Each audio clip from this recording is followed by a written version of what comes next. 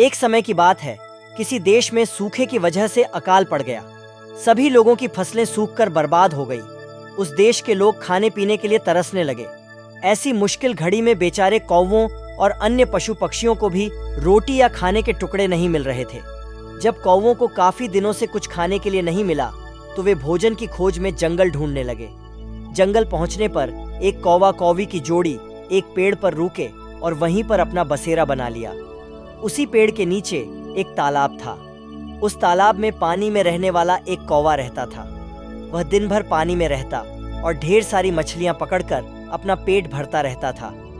जब पेट भर जाता था तब वह पानी में खेलता भी था। वहीं पेड़ की डाल पर बैठा कौवा जब पानी वाले कौवे को देखता तो उसका भी मन उसी की तरह बनने का करता। उसने सोचा कि अगर वह पानी वाले कौवे से दोस्ती कर ले तो उसे भी दिन भर खाने के लिए मछलियां मिलेंगी और उसके भी दिन अच्छे से गुजरने लगेंगे। वह तालाब के किनारे गया और पानी वाले कौवे से मीठे स्वर में बात करने लगा। उसने कहा, मित्र सुनो, तुम बहुत ही स्वस्थ हो, पलक झपकते ही मछलियां पकड़ लेते हो। क्या मुझे भी अपना यह गुण सिखा दोगे? यह सुनकर पानी वाले कौवे ने कहा, मित्र, तुम यह सीखकर क्या ही करोगे? जब भी तुम्हें भूख लगे तो मुझे बता दिया करो। मैं तुम्हें पानी में से मछलियां पकड़कर दे दूंगा और तुम खा लिया करना। उस दिन के बाद से जब भी कौवे को भूख लगती, वह पानी वाले कौवे के पास जाता और उससे ढेर सारी मछलियां लेकर खाता। एक दिन उस कौवे ने सोचा कि पानी में जाकर बस मछलियां ही तो पकड़नी है, यह काम वह खुद भी कर सकता है। आखिर कब तक वह उस पानी वाले कौवे का एहसान लेता रहेगा? उसने मन में ठाना कि वह तालाब में जाएगा और खुद अपने लिए मछलियां पकड़ेगा।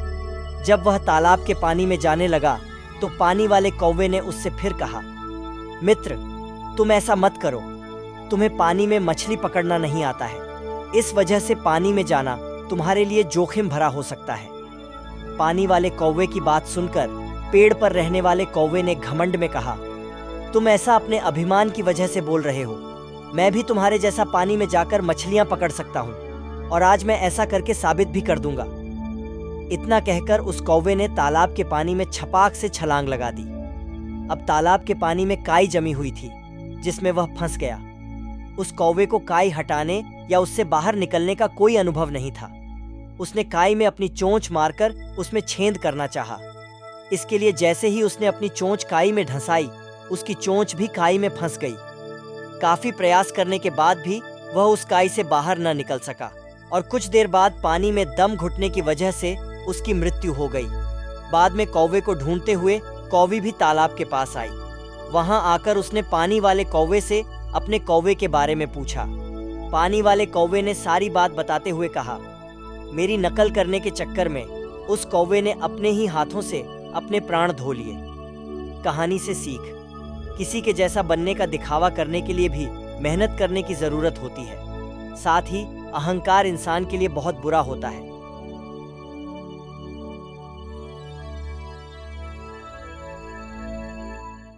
ऐसे ही बुद्ध द्वारा बताए गए सत्य धर्म के मार्ग को सुनने के लिए धम्मपद YouTube चैनल को सब्सक्राइब करना ना भूले। अब आप हमें Facebook और Instagram पे भी धम्मपद टाइप कर फॉलो करके शुद्ध धर्म को सुन सकते हैं। मिलते किसी नई कथा में। नमो बुद्धाय।